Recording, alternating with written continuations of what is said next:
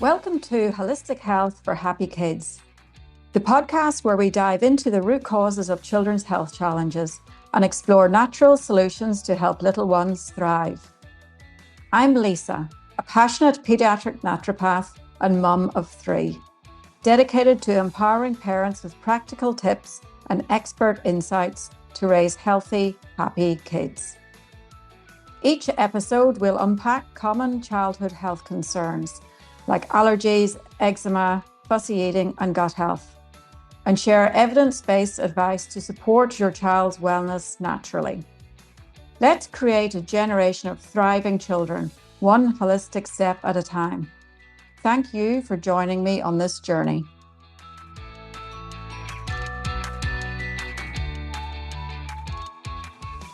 So today we're joined by Amelia from A Glimpse of Amelia. And it was actually last year around the time that I had my little mold problem in my house and I had to get new carpets, new mattresses, new everything. And I kept asking on Instagram, like the people who follow me on Instagram, oh, what mattress should I get? And everybody just said, oh, you need to follow A Glimpse of Amelia. So I was like, oh, okay. So that's where I first heard about you, Amelia.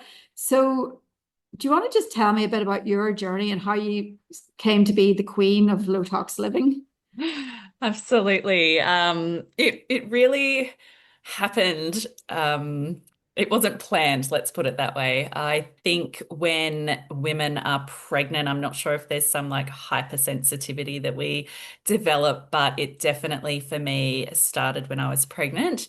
I remember going to clean the shower with bleach and everything just screamed, "This is not right. I can't do this."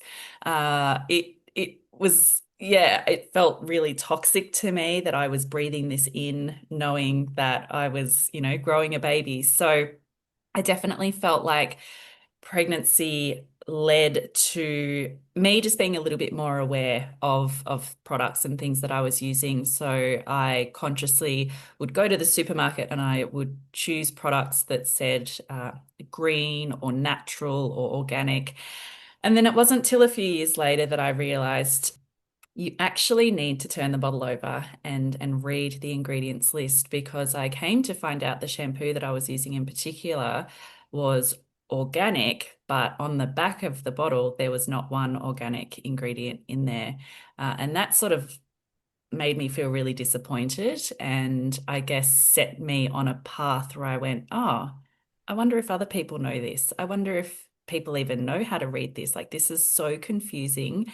And I've never been taught how to read a label or what to look for in products. And it kind of flowed from there. I started an Instagram account. I was sharing things around the house. I would make a lot of my own products. At that stage, I had 2 young kids. And yeah, I definitely had, I guess, accustomed like a few items in the house where I would say that definitely has to be a certain way or a certain brand or a certain product to reduce chemicals or reduce toxins in the home, but I hadn't fully committed. So there were definitely still areas in the home that I had never really thought about. Yeah, so I guess it all sort of flowed onwards from there, but definitely the creation of my Instagram account and sharing that with other people, there was a very level ground where no one knew what we were doing. No one knew how to read labels. No one knew how to interpret them.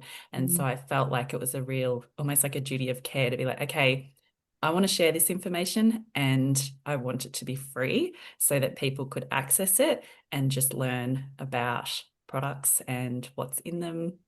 Yeah.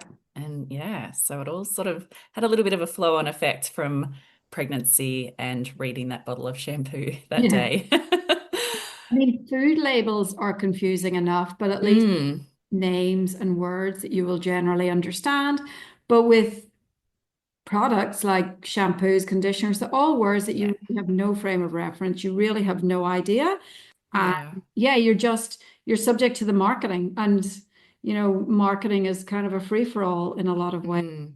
I So, think for me, it was almost like learning another language, to be honest, because a lot of the words were very long. I had no idea what they meant. And it wasn't until I sort of searched them and even some of the data on that specific ingredient was really hard to find, or was very different across different websites or different chemical sort of explanations of it. And yeah, it was a really, really big learning curve. And it's in nobody's best interest to get that information out. Like the people with the money are not going to spend like effort and time and money educating people on these chemical compounds. So Mm. it's a void that, yeah, unless someone steps up like you and just starts to go for it, then nobody else is going to do it. Yeah, very much so. So, what are the most common sort of everyday items in our homes that you think could be affecting our health? Yes. So I think in our homes, and again, sort of the part of the reason why I did this is a lot of people focus on health when they think about food or they Mm, think about exercise. And like you've experienced, if you're living in an unhealthy home, mm, you are unable to heal because that's where we spend majority of our time. And I think COVID was very representative of that. Our homes are our sanctuary. It's a place where we spend the greatest amount of time. And if it's a not a healthy space to be in, you're going to be feeling unwell. So I like to break it down, and instead of saying common everyday items, I like to think of it as a whole home situation. I even break it down into rooms, and I think when we're looking at the home, the bedrooms are really important because again, that's where we spend the greatest amount of time.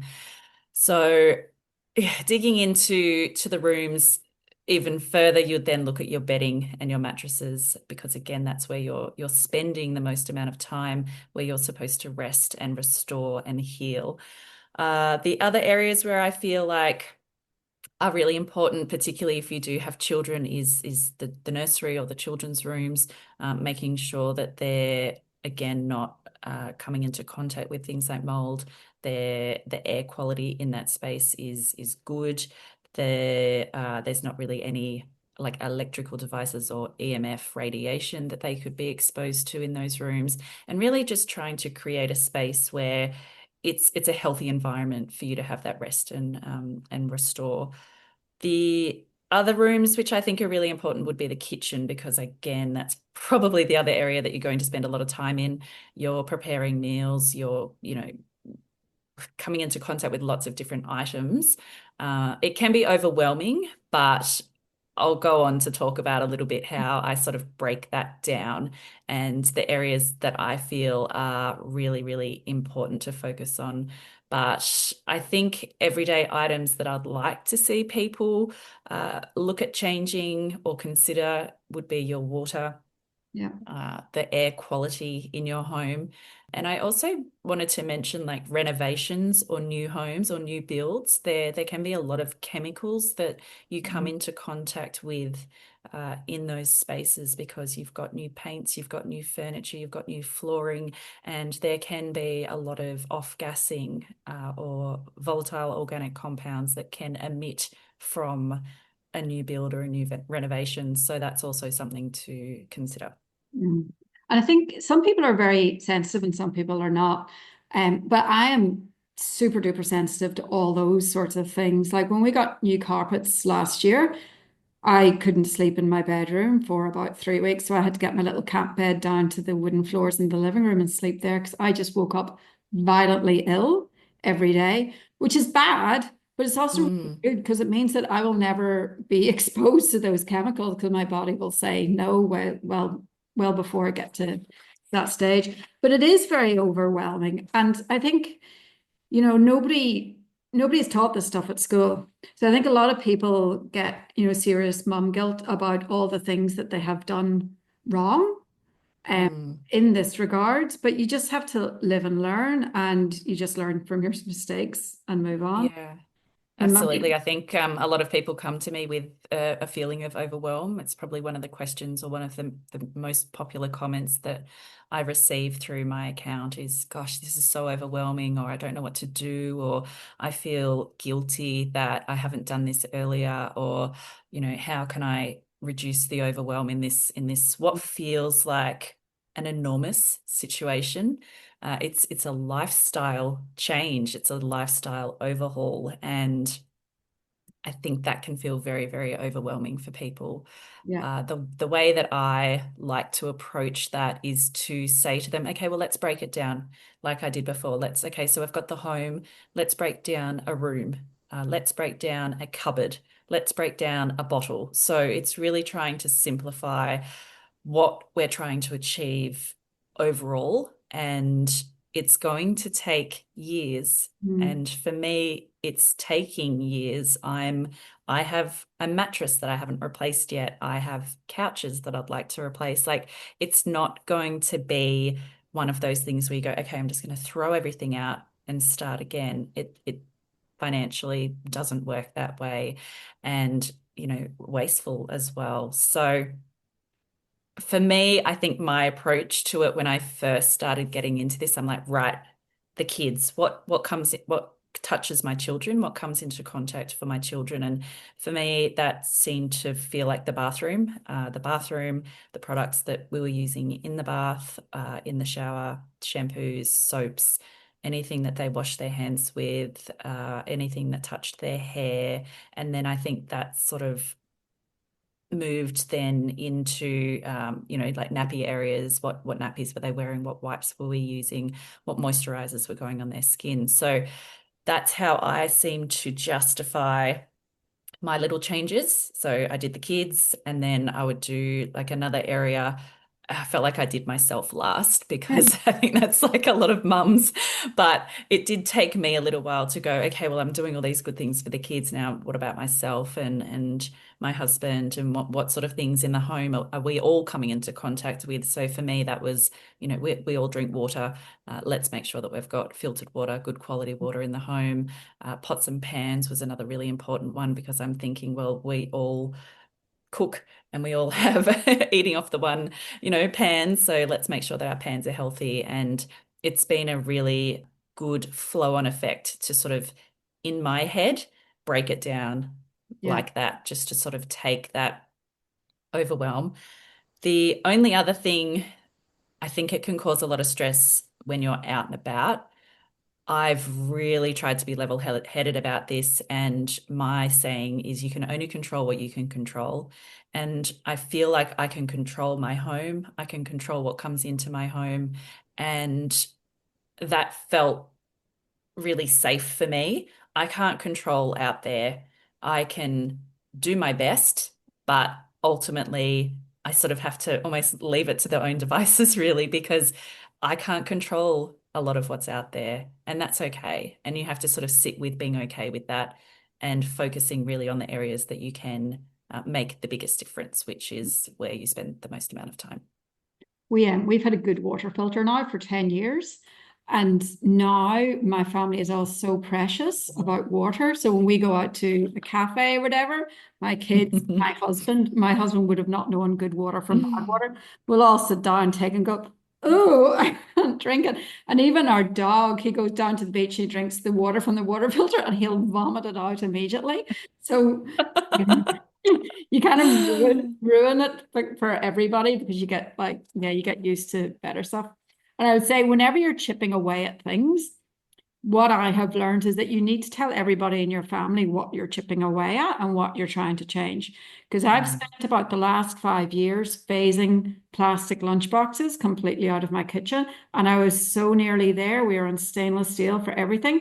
I went on holidays for 3 weeks and I came back and my husband had bought 20 new plastic containers for lunchboxes because he said we didn't have enough. And I'm going, yes, mm. didn't have enough because I was phasing them out and putting Phasing. the stainless steel, but okay, whatever. What can you do?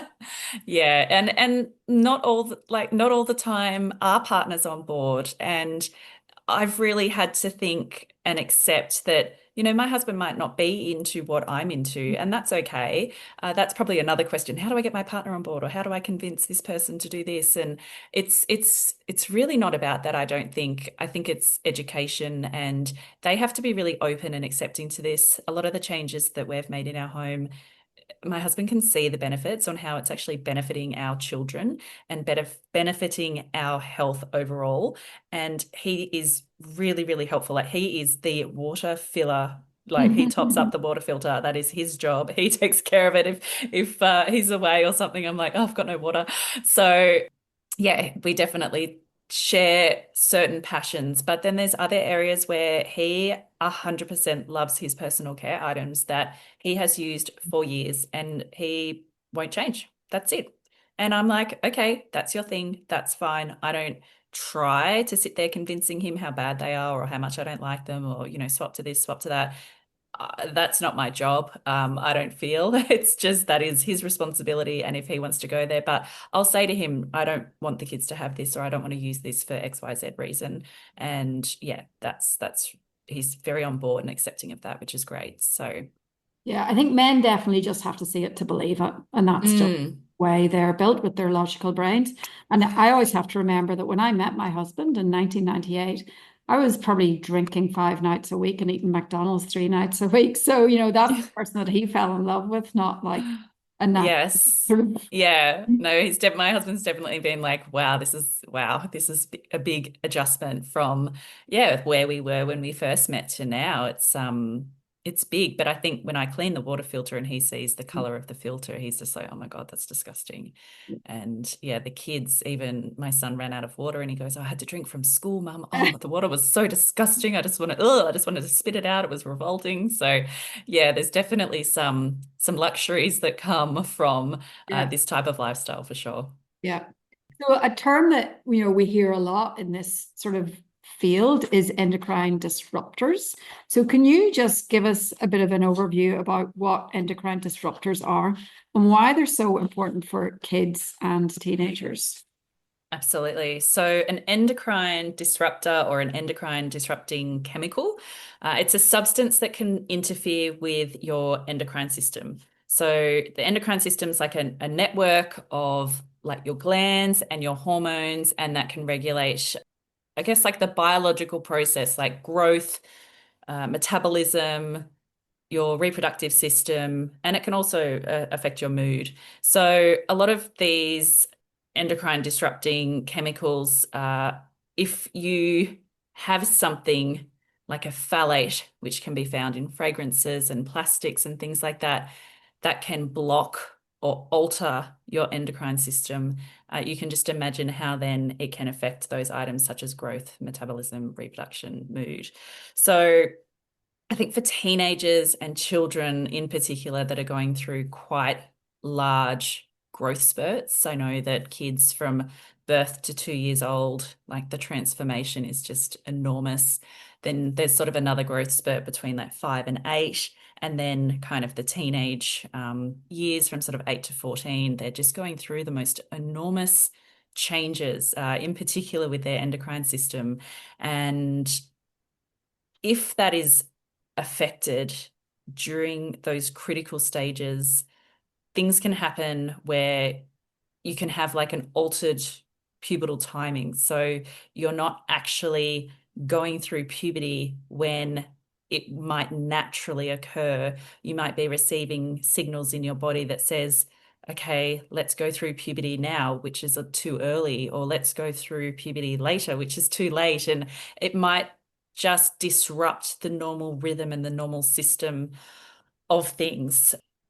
I think also like reproductive health, boys, testes, women's, girls, ovaries, and, starting to get your period, those sorts of things. It's like your body at specific times naturally will say, okay, we're ready to develop this or we're ready for this to take place. And if you've got an endocrine disruptor that you're coming into contact with every day, it's giving your body a false sense of when that should occur. Or I like to think of it like almost like a road system, like a stop and go. It's telling things to go when you're supposed to stop, and it's vice versa. So there's studies out there that actually show examples of this, and heating plastic in the microwave is a really good one, where it can talk about even metabolic changes, so having long-term health implications from coming into contact with plastics and phthalates and fragrances and things like that, especially when it's on a daily basis. That's where I feel like little changes and little swaps can make a really big difference. But it's like during those critical growth periods is when I feel like it is most important. Yeah. Adults just have a better ability to detox and remove from their system. Their detoxification pathways are just more mature. We have a better ability to cope. Whereas when you're young, we don't have those same pathways and the same ability to remove these. So quite often they stay in their systems for a longer period of time. And it's funny because, I mean, my mother is now 85, and I remember as a child her being so like vigilant about plastic and never putting plastic in the microwave and just not using plastic. And that was so this knowledge has been there for a long time. Like I'm nearly 50 and I remember when I was a child her going on about that. But it's just been kind of sheltered, the information. And my dad, who would be 98 if he was still alive, he threw out all our aluminium saucepans in like 1980. So he read something about the connection of aluminium and Alzheimer's in 1980 and chucked out all my mother's saucepans. I remember it well. Yeah. It's just funny how a lot of people, even today, just this is new news to them.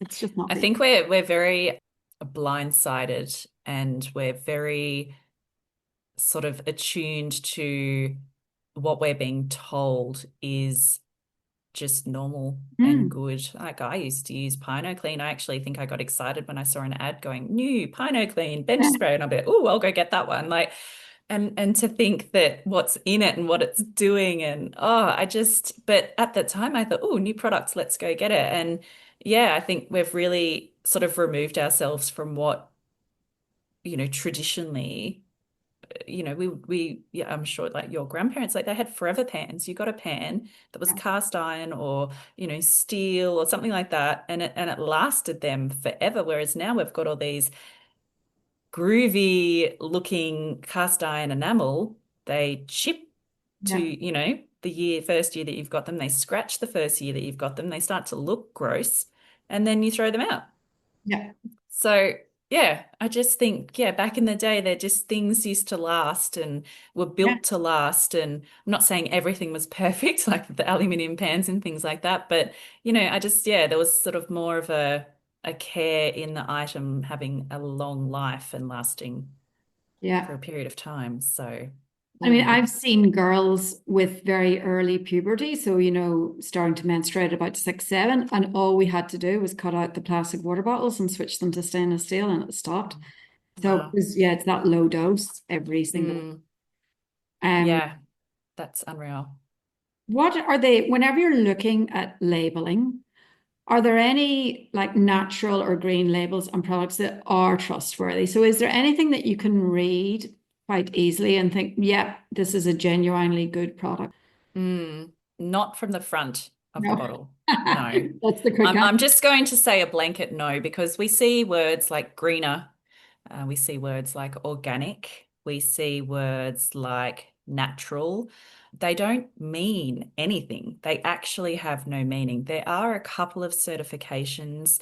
So you might see Australian Certified Organic, which is an ACO label, and that can mean that it can only have certain ingredients in it.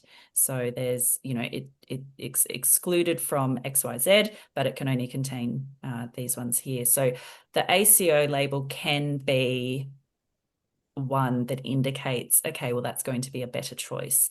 But I still really, really encourage people to turn things over and look because there's a lot of, even dermatologically tested, there's a lot of products out there that have those on there. And again, they don't really mean much to say, oh, it's been tested by a dermatologist, but what does that even mean? So it's sensitive skin, but I look at the ingredients in that and think it's horrific. It can still maybe not from an allergy perspective, but it still has harmful preservatives. It still has fragrance. Like Fragrance for me should be removed. That is one of the most common allergens in skincare products. So how can you say this is dermatologically tested when there's still fragrance in it? That makes zero sense to me. So a lot of the wording, they're buzzwords, they're on there for a reason. They want to grab your attention and basically divert you from turning it over and looking at what's really inside. So I'm going to go with no. I think all labeling should have warnings on it. Say, please turn over. Because we're on a septic system where I live. So all our cleaning products have to be septic safe. So I mean, we don't use, well, I don't use much sort of skincare stuff, but I use septic safe. But to be honest, I just look, is it septic safe? And that's as far as I look, really. I'm just assuming that if it's septic. Yeah. I mean, septic can mean a little bit better for sure, but there can still be some sneaky ingredients in septic safe. Yeah, even like I said before, the word organic is very loosely thrown around. It can say organic and not even contain any organic ingredients in it whatsoever. I think some brands are getting a little bit better. They can still say organic, and the first ingredient can be organic aloe vera leaf extract, but the rest of the ingredients aren't organic. So yeah, it's really, really difficult. It is really, really difficult for people to navigate products, particularly in supermarkets. I think if, label, like you mentioned before, like food labels and things like that, you can, you can be quite good and start to recognize numbers and, certain things that you might think, oh, I'm going to avoid this or that. But with the personal care or cleaning, a lot of the cleaning items in the supermarket don't have ingredients on them whatsoever. Yes. You can turn over bottles and it says refer to website. No I one's just going to found that out refer to the recently. website. No one's going to go, oh, okay, I'll refer to this website and look up all the ingredients. Like that just doesn't happen, especially when you've got kids there and, you're trying to in and out. So that peeves me. And I always say, if it doesn't have the ingredients on there, put it back. Like it's not worth it because 9 times out of 10, it's not going to be the product for you. And yes, there's been an introduction of some, better, greener products in our supermarkets now, which is great. I still feel like Woolworths is better for those sorts of things than Coles. I feel Coles doesn't have as many options. Aldi has a greener range and everyone jumped on board. Do you know how hard it was for me to find the ingredients for that range of cleaning product at Aldi? It was almost near impossible. And I can tell you what, it's not greener. It's a little bit better, but they still have some really, really horrible ingredients in there. I don't understand it, but as you say, I mean, if they were proud of what was in it, they would write it up, Exactly. So Yeah. what are the like alarm bells when you're looking at ingredients? What ingredients are just like massive red flags? Yeah. So to make it as easy as possible for people, I like to say that there's 2 ingredients that I look out for. There's one called phenoxyethanol, and once you learn it, you will recognize it because in the supermarket, you'll find that that's in about 98% of products. The other one is fragrance. Now, fragrance can be quite difficult because sometimes even when it's a natural product and it might use naturally derived fragrance, they still have to say fragrance on the label. So it can be a little bit confusing for some people.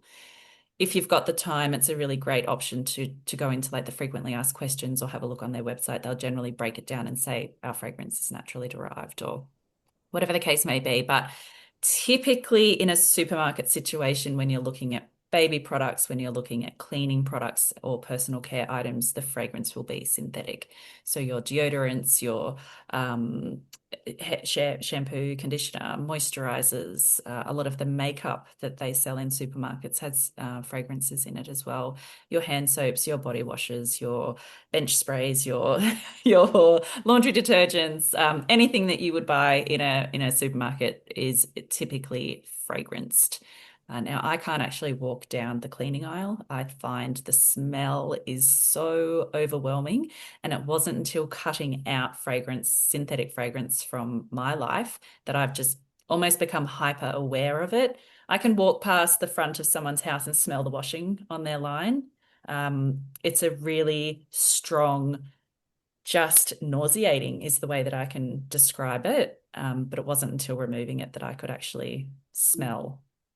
It's like if you lend clothes to somebody and then they wash them before they return them, they come Yes. straight into the wash. Yes. Yes. Another sort of ingredient that you can look out for is sometimes ending in cone, CONE. That can be indicative of some like a silicones. So CONE is cone. That's another sort of okay one to look out for. That's more in your products like your shampoos and your conditioners and things like that. So it can also be in a lot of makeup. But yeah, that's sort of another one that I'll mention. But it can be very overwhelming sometimes.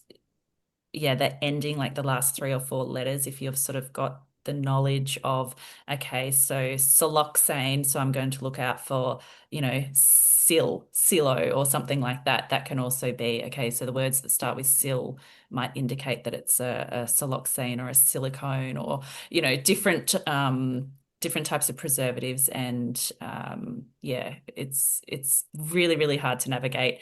But like I said, it's like learning another language. Once you sort of know what to look for, you can turn over the bottle and understand it. But for beginners, the phenoxyethanol and the fragrance would be a start, because you will be incredibly surprised when you go to the supermarket and you're looking for items that, if you see those two, put it back. You'll be putting everything back. Yeah. I don't even go down that aisle anymore, so I'm going to have to Yeah. look for a nosy and see Yeah. ingredients. And I'm being quite generic in saying supermarkets. I just feel like a lot of people, that's where they shop. This is applied to chemists, pharmacists. I know there's some better brands like in Chemist Warehouse and things like that, but you're training yourself to really be like, oh, what's in this? Let's inquire, let's take time, and let's really understand what I'm bringing back into the home to make the better choice or the best choice. It's not always about the best choice. If you can change something and it's just a better choice, it is going to be so much better than the worst choice. So, and even just evaluating, do you need it at all? yeah. Because sometimes, like, take fabric conditioner. I've never bought fabric conditioner in my life, but I think some people will buy that all the time and add it to all the washing, and it's just not necessary. So Yeah. probably a lot that you can just stop buying instead of actually looking for a better one.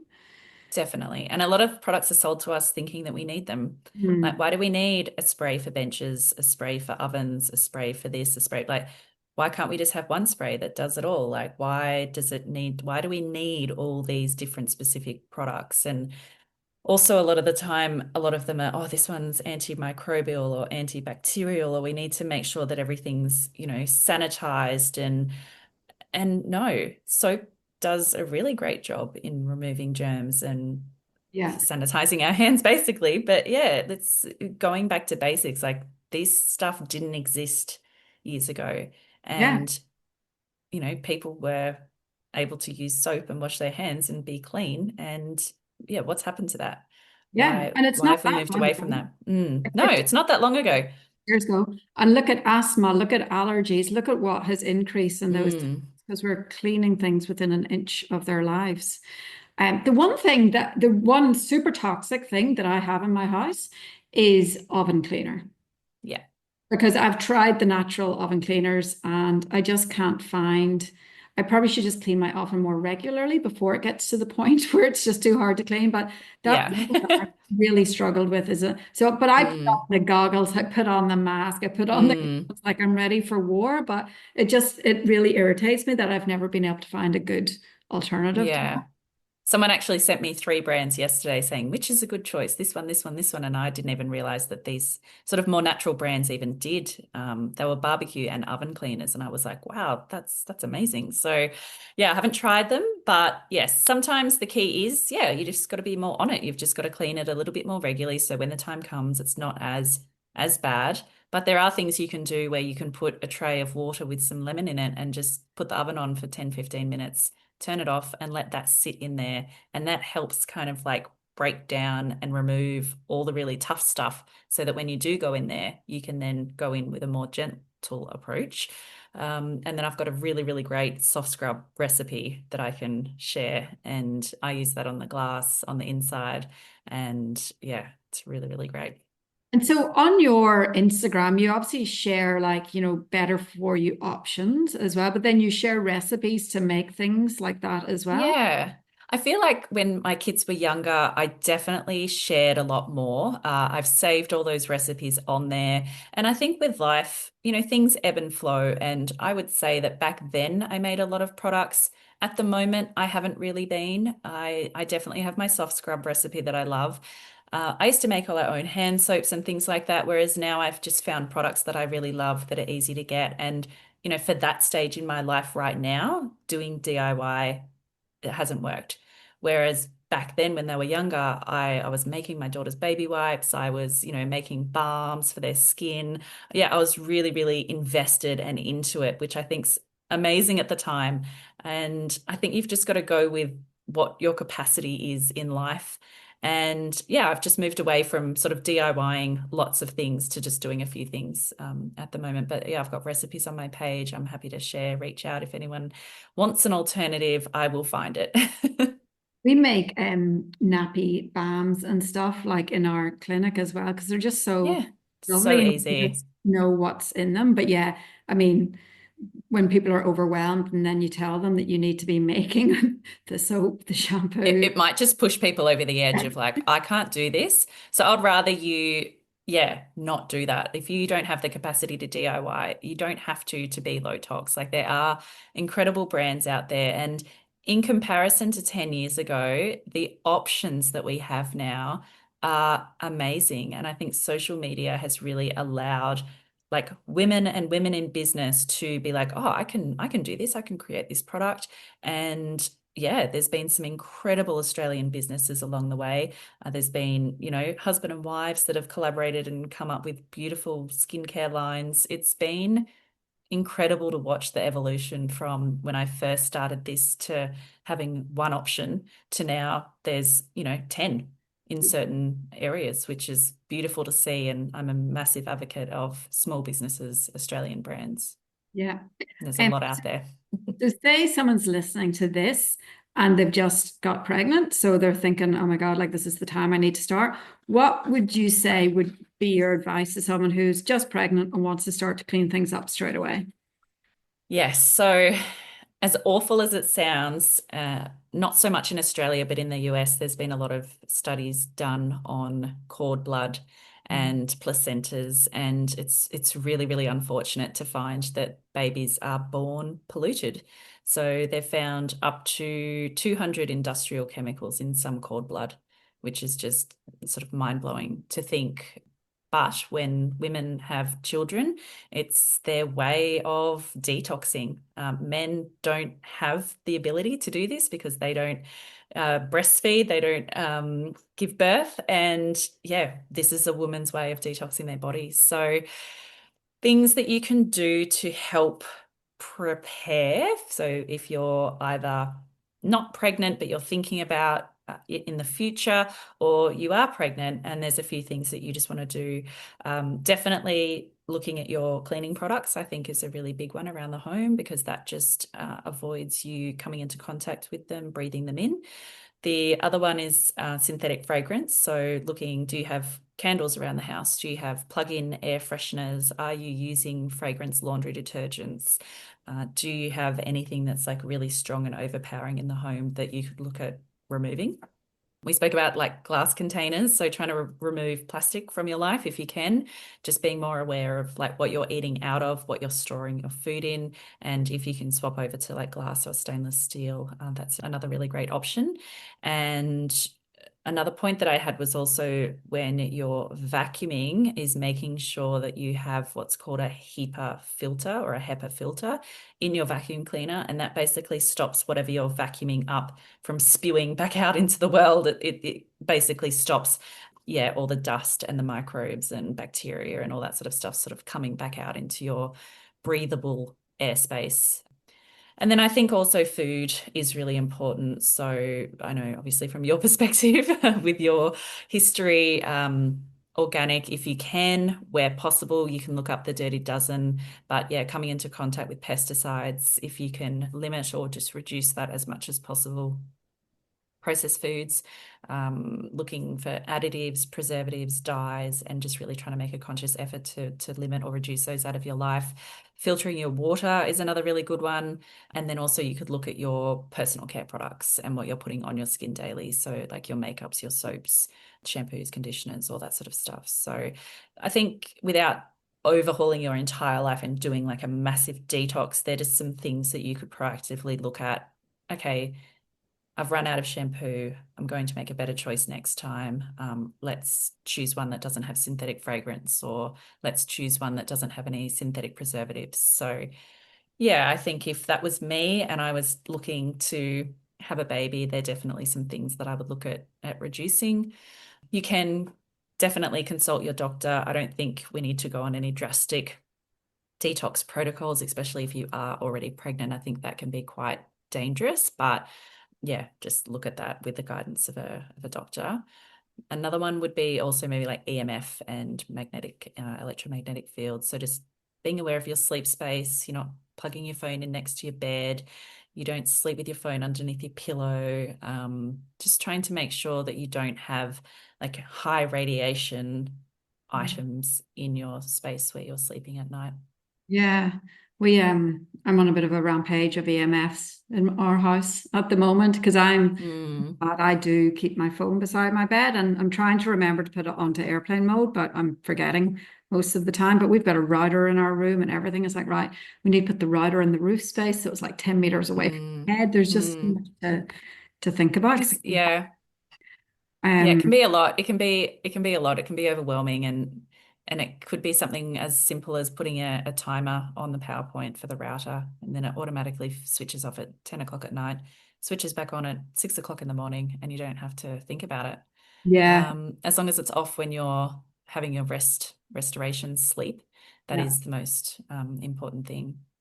Just going back to the pregnancy, the other thing I will mention is that you can also go and get a blood test. This is sort of maybe pre-conception to get your heavy metal blood work tested. So that could be an option that you could look at if you were, thinking about becoming pregnant, just to sort of get that tested before you, make any further steps. We use hair testing to assess heavy metals because blood testing will show what's circulating in your blood right now, but after a while that will get deposited into your tissues and then it's no longer detectable in your blood. So we use HMA. But as you said, the last thing you want to do is try and detox anything when you're pregnant. When we don't do a lot of preconception care because obviously we're dealing with kids, not the mothers before, but give yourself 18 months to sort this self out. Like, don't decide that you want to get pregnant next month and then start looking at it. Give yourself a good 18 months because the benefits will be there for the next 17 years of your child's life, just to invest that time now. I think also for people that might be experiencing difficulty with pregnancy, doing those things can't hurt you. I think that they can help, but I mean, from my experience, I had multiple miscarriages and I never even thought to look into this sort of stuff. It didn't even cross my mind. And had I had that knowledge back then, I would have really just done whatever I possibly could to enhance my opportunities and just to be a healthier version of myself. And I think that, a lot of people, it's not really spoken about. No doctor ever said, hey, why don't you consider doing this or cut out that or filter your water? Like that was never discussed. No, not at all. So you have a tween in the house, I believe, and I've got two teenage girls. So I do my best with them, but of course they're teenage girls. They don't listen to their mother about everything. But give me some tips for teenagers and personal care products and how to help navigate that. Yes, absolutely. So they get a lot of pressure from other people, and I feel like they can be quite influenced by what other kids are doing and what other kids are using, which is the path that we're navigating at the moment. And I feel that's very much, I've been able to, I use that word control, but I've very much been able to gently navigate my son's journey into here, use this or try this, or this is what you're doing. Whereas now he's definitely has the mind of, oh no, I want this because so and so's got it, or how come you don't let me have this at school? And I feel like why do you have to be like this? And there's becoming pushback, which still navigating. However, I will always educate him and I will always explain to him that, particularly at this important time and this important stage in his life, that it's critical. It's a critical growth period. And I want to help him establish long life, healthy habits. And this is my way of doing that. When you're a teenager or a tween, you're really vulnerable because your hormones are still developing.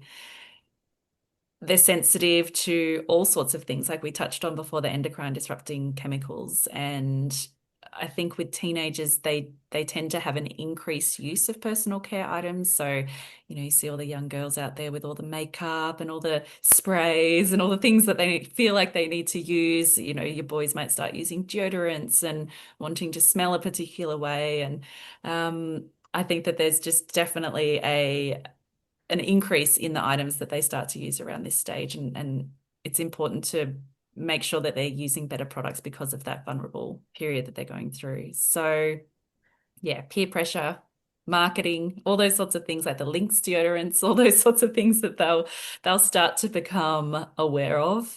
It's a really, really tricky place to navigate. And I think that we can only do our best with the education that we've got. And I think with the forefront of our hearts being in the best place, trying to establish those healthy habits for them. Have you found any winning brands that kind of meet your needs for being low tox, but are also sufficiently cool? To be fair, I don't know if they're cool, Yeah. but I definitely have better brands for sure. I know like Mecca is a huge place where young girls are shopping at the moment, and I feel like it's on my to-do list to sort of go through Mecca and find, are there better brands here that, I could say to girls, yeah, like choose this one instead. This is a better choice. So that could be on my to-do list. But there's an amazing range of low-tox tween and kids skincare that's available now. Whether it's in the cool bracket, I'm not sure yet, but yeah, there's definitely better choices out there that I would think are pretty cool.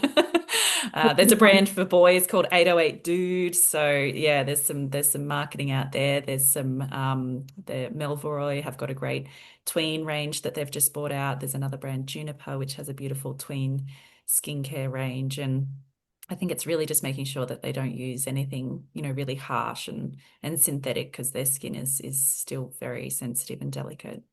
I think even the fact that I use the word cool probably shows that I'm just not cool. Like, Possibly. I don't know. My son hasn't really been asking me for cool stuff as yet. He's still just 11, but yeah, he's not really like into the skincare. I'm kind of, come on, let's wash your face. He's like, oh, what do I have to do that for? So yeah. yeah, we're not quite there, but yeah, maybe ask me that question in a few more years. I'll let you know. So if you're a parent listening today and you just want to make one change after this episode, what would it be? What would be your Yes. Oh, I did have a think about this and I don't have one. I've got two. Filter your water would be Mm, one. I think it's vital, where it's a vital life source that we need to have. And I just think that if you can have access to filtered water daily, that is an incredible swap or change that you can make for your health. And the other one, I thought quite deeply about it, and I thought if it was from the aspect of a parent to a child, plastic. mm, Try to reduce plastic.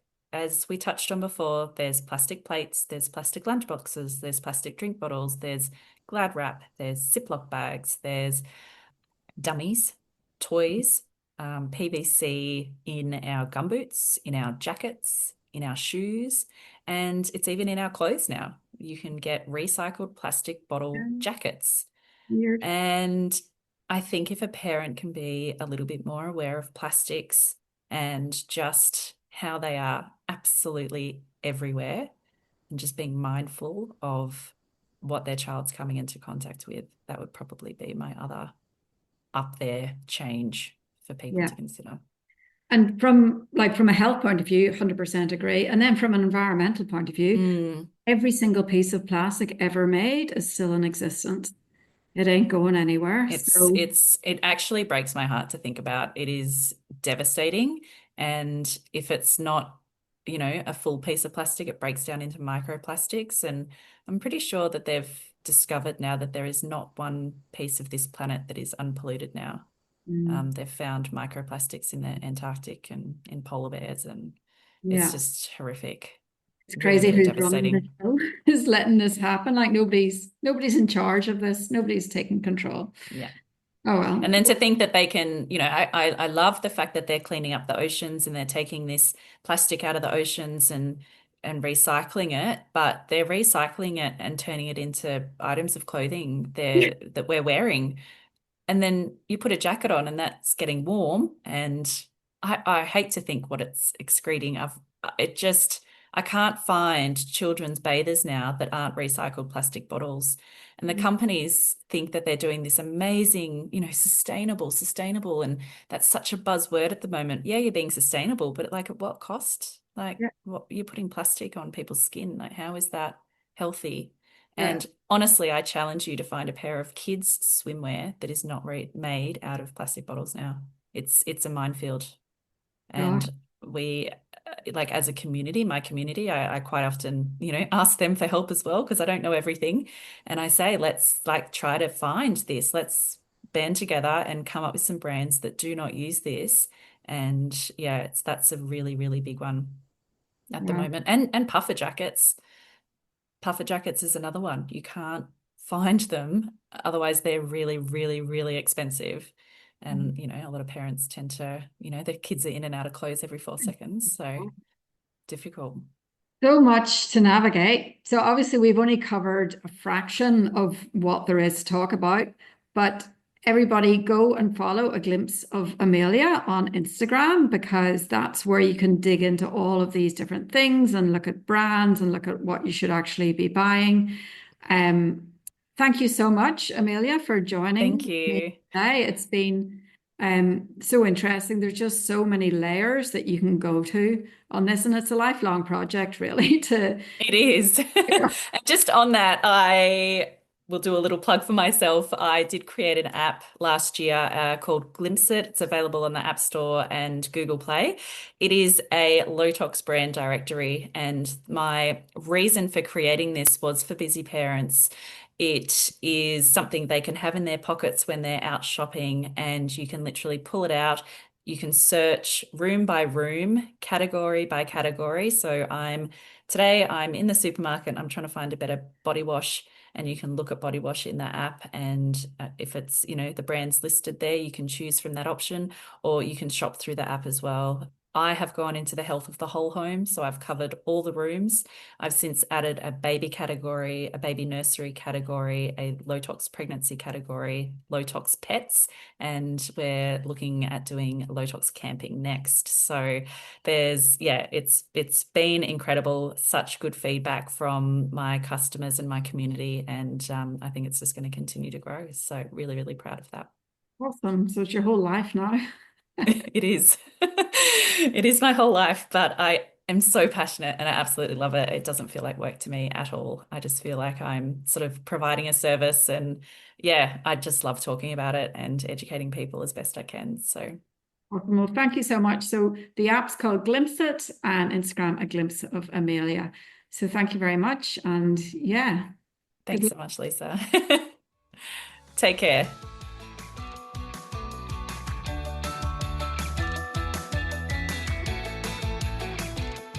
Thanks for tuning in to Holistic Health for Happy Kids. I hope you found today's episode helpful and inspiring on your journey to raise thriving, healthy little ones.